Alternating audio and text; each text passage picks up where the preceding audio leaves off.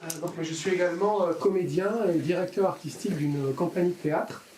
Je conçois et j'anime des ateliers d'écriture et d'ateliers de pratique artistique depuis entre 15 et 20 ans. Et moi, je ne vais pas vous présenter une chose, je vais vous présenter un peu mon parcours, ce que je fais, ma démarche et mon travail. Je vais avoir le temps de vous présenter 2 bandes annonces pour des choses très précises, donc d'activités paralittéraires pour lesquelles nous sommes là. Et je me présenterai en vous disant en fait que moi je suis un rêveur, mais vraiment un rêveur profondément. Je pense que les rêves, nos rêves, ceux qu'on a le jour, mais également ceux qu'on fait la nuit, devraient avoir une place beaucoup plus importante dans nos vies. La première place au centre. Et c'est ce que je tente de faire, moi, c'est-à-dire je tente de faire de mes rêves des réalités et des réalités des rêves. Alors ça peut paraître totalement illusoire, naïf, candide, ou simplement même un élément de communication pour des communications de speed dating comme ça. Mais c'est vraiment ce que je fais. Je fais vraiment ça en fait, c'est vraiment mon métier. Mon métier est donc de raconter des histoires, et je pars toujours d'histoires vraies. En fait, en d'autres termes, ce que je fais, c'est que je mène des enquêtes, totalement improbables, absurdes, décalées, mais réelles et documentées. Je m'appuie beaucoup sur la science et les sciences humaines.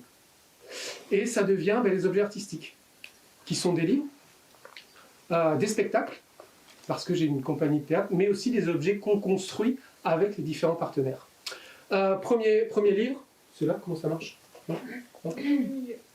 Milieu. Voilà. En 2008, la NASA lâche 90 canards en plastique jaune, comme celui-ci, dans un glacier au Groenland pour mesurer la vitesse d'écoulement du glacier et les effets du réchauffement climatique. 2008. Depuis, on n'a aucune nouvelle de ces canards. Donc, où sont-ils passés? Et qu'est-ce qu'ils peuvent nous apprendre du monde, des basculements du monde, et de comment les Inuits s'adaptent au monde de la fonte des glaces, et nous-mêmes. Il fallait que quelqu'un parte à leur recherche, donc je suis parti à leur recherche en 2011, au Groenland, j'ai enquêté sur place, et je suis revenu avec ce livre, Journal d'un chercheur de coin-coin, édité en littérature de voyage, donc c'est un cahier de voyage, comme Thomas, c'est le même éditeur, et il est sorti en 2012. Voilà. Première quête. Moi, ça parle évidemment donc de réchauffement climatique, d'adaptation, qui est le sauvage, qu'est-ce qu'on fait, comment on fait face à ce monde et ces bouleversements du monde. C'est moi qui fais. Deuxième quête. En 2016, un autre livre sort, Into the Land, une quête de source et de guérison, qui raconte réellement, alors je suis très sensible aux sous-titres, qui raconte une authentique quête de source et de guérison. J'en dis pas plus loin parce que c'est la bande-annonce que je voudrais vous montrer après, qui est un spectacle qui est en plein air. Édité aussi chez Lidis en 2016, et en fait il a été aussi sélectionné dans le prix Pèlerin, dans la mention meilleur récit de voyage à la rencontre de soi et des autres. Et c'est quand même un peu ce que je fais, essayer d'aller à la rencontre des autres, et qu'est-ce que ça transforme en moi, et en arrivant, qu'est-ce que ça transforme, etc. Je travaille quand même pas mal là-dessus. On y reviendra pour ça. 2017, autre quête très importante, quand je dis très importante parce que c'est une histoire absolument géniale, qui est l'histoire des révoltés du Bounty. Pas l'histoire de la révolte, mais de ce qu'ils sont devenus après. Je vous fais le pitch très vite.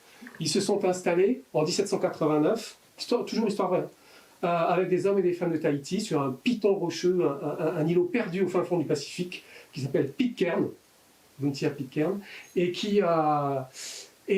ils fondent une nouvelle société. Et en même temps, ils s'entretuent. Donc, qu'est-ce qui s'est passé et qu'est-ce qu'on raconte aux enfants?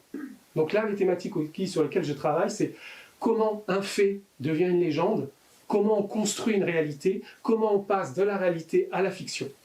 Ce sont des problématiques qui... Et donc ce livre, lui, il est en littérature maritime, ou alors des fois en histoire, ou en littérature de voyage. Il est édité chez Zérac, donc voilà, je suis un peu à différents endroits. Il est traduit en italien, et oui, et c'est mon actualité en fait en tant qu'auteur, c'est que je suis en train de l'adapter, ce livre, pour en faire une adaptation en 4 tomes pour Glénat, dont l'éditeur de bande dessinée, et dont le premier tome sortira, normalement, à l'automne 2021. Donc là, je n'ai pas d'activité paralittéraire précisément, mais je suis toujours ravi de travailler sur cette histoire absolument géniale, qui est la construction d'un mythe. La genèse d'une société, la construction du mythe, relation, c'est Abel et Caïn, c'est l'histoire des hommes, de la guerre des sexes, c'est l'histoire des blancs contre... Bref, arrêtez-moi, parce que sinon... Et donc pour une rencontre, alors le dessinateur est hongrois, ne parle qu'anglais, donc c'est difficile de le faire venir. Par contre, j'adore travailler toujours sur cette thématique. Mais qui raconte un peu finalement mon parcours. Je suis retourné au Groenland, évidemment. Parce que quand on a un rêve, on ne lâche pas l'affaire. Toute la vie, toujours, c'est est-ce qu'on a lâché prise et ne jamais lâcher l'affaire. Je retourne au Groenland, cette fois la nuit, l'hiver, et ça devient en 2020, juste avant que les pangolins nous... Enfin, le pangolin, on ne sait pas si c'est eux, au final. Donc, et je retourne au Groenland, et je reviens avec un autre livre qui s'appelle « Le rêve d'un coin-coin ». Toujours cette question, où est-ce qu'on en est 7 ans plus tard? Où est-ce qu'on en est de nos réalités? Où est-ce qu'on en est? Où est-ce que j'en suis moi de ce rêve? Où en sont les Inuits que j'ai rencontrés il y a 7 ans des réalités? Et quel rêve? Et où est-ce que j'en suis moi de ce rêve utopique, de cette quête impossible de retrouver un canard? Je ne vais évidemment pas vous spoiler, vous regarderez, vous lirez le livre. Mais en tout cas, c'est oui, je voulais vous alerter sur, et peut-être aussi pour sauver mon âme. On ne va pas se le cacher, dans mon travail, il y a une dimension sur comment se connecter au monde invisible. Notre relation à soi, aux autres, à la nature, au monde extérieur. Mais la nature, c'est aussi un arbre quand on va sortir d'ici. Pas forcément là, on est dans des grands espaces gigantesques, mais ça peut être... Voilà. Donc je travaille aussi beaucoup et je conçois et co-crée avec les différents intervenants, enfin un petit peu, des différentes actions. Oui, je voulais vous dire, voilà, je ne vais pas vous spoiler le bazar, mais comme je vous donne un indice, c'est que je crois vraiment au rêve, au pouvoir des rêves et au fait de continuer à croire absolument. Et depuis 2016, en tant qu'auteur, je suis parti sur la piste des rêves, comme je vous le disais, qui est un processus d'écriture et qui en fait, c'est pas encore un livre. Alors, je ne sais pas, parce que je suis en train d'écrire, je sais pas, c'est certainement un roman que j'appelle « Manuel de survie d'un rêveur en milieu réel ». On va voir ce que c'est encore, ça c'est encore, mais par contre, ce qui est intéressant, c'est que cette idée... Enfin, intéressant, je suis plus intéressant.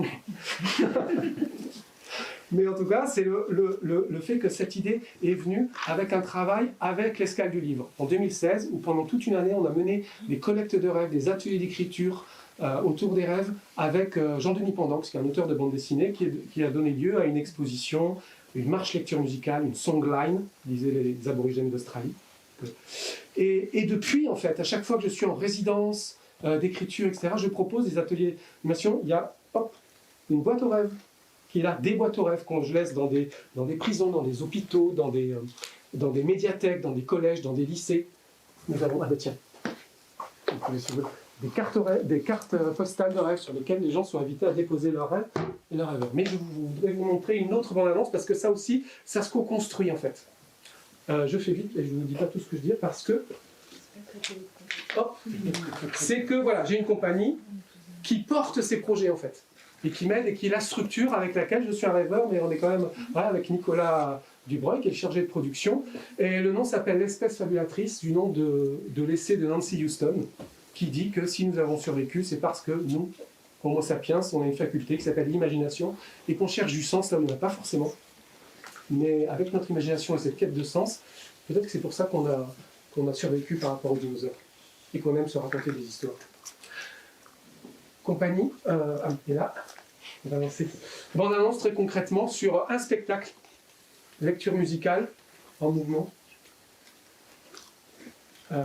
adapté du livre. C'est pas moi qui fais l'adaptation, je travaille avec un dramaturge, Olivier Webel, et un metteur en scène, Alexandre Carvin, musique.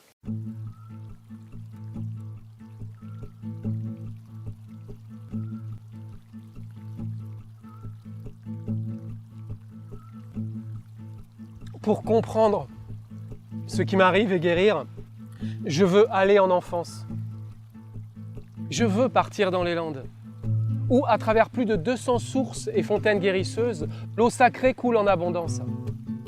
Je ferai confiance à la sérendipité, qui est l'art des découvertes inattendues, faites par accident et sagacité. Autrement dit, l'art de trouver ce que l'on ne cherche pas, en cherchant ce que l'on ne trouve pas. Cette quête de guérison est une quête de la ressource, me dis-je. Des questions plus lointaines du genre « Où vais-je dormir ce soir ?» ne sont pas encore parvenues à mon cerveau. Les grandes questions existentielles du genre « Vais-je guérir ?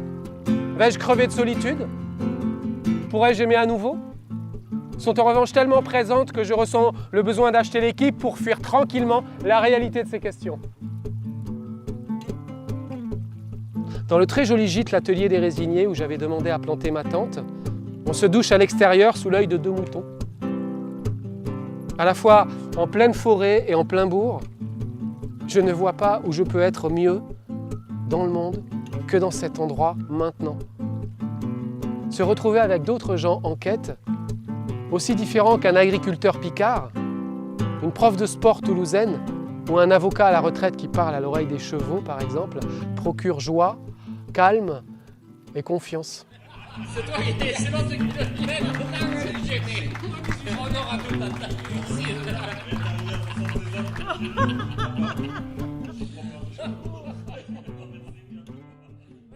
La lecture musicale peut se faire en intérieur, en extérieur, dure 50 minutes. Et si on marche ensemble pendant un certain temps, là, ça dépend, puisqu'il faut qu'on aille sur place et qu'on aille voir qu'on trouve de l'eau qui coule à un moment donné. Et voilà, c'est comme ça qu'on conçoit, en fait, c'est en différentes étapes.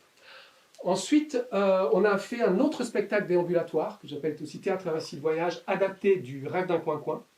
Mais là, on n'a pas de jolie bande-annonce, ni de trucs. Donc, par contre, on a des dossiers qu'on va pouvoir mettre en ligne si ça vous intéresse. On va vous laisser un flyer avec nos coordonnées si vous êtes intéressé. Et il faut qu'on arrête. Il faut que j'arrête. Je vous donne une minute parce qu'en fait, je voulais vous parler des rêves, de la bulle à rêve. Je vous laisse juste ça parce que ça, c'est peut-être quelque chose qui peut résonner pour vous. Ah non, ah oui, pardon, c'est toi qui fais.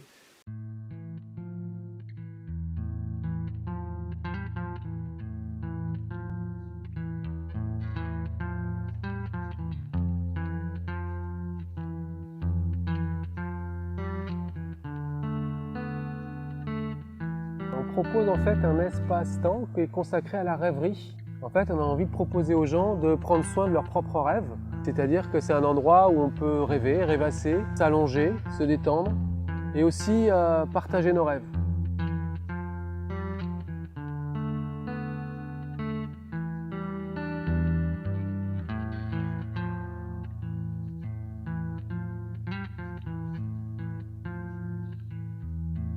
Pour partager nos rêves, en fait, ce qu'on peut faire, c'est les écrire, les dessiner. L'idée ensuite, c'est à l'issue d'un certain temps, en fait, de proposer une veillée de rêve.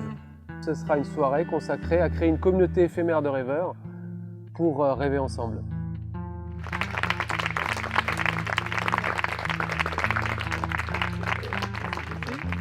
Merci à vous. Merci d'avoir créé ce cercle. Juste un mot pour vous dire merci de votre attention. Les 10 minutes sont passées. On va vous distribuer flyers, coordonnées si vous avez envie de nous joindre. Voilà. Bon couvre-feu hein, à vous. Rentrez bien. C'est encore le moment de la nuit du Nord. C'est le moment de rêver chez vous. En attendant, non pas en attendant, on n'attend pas en fait, mais en créant en fait de nouvelles réalités. Et peut-être qu'on créera de nouvelles réalités ensemble. Je l'espère, je remballe tous mes petits bazars. C'est comme ça.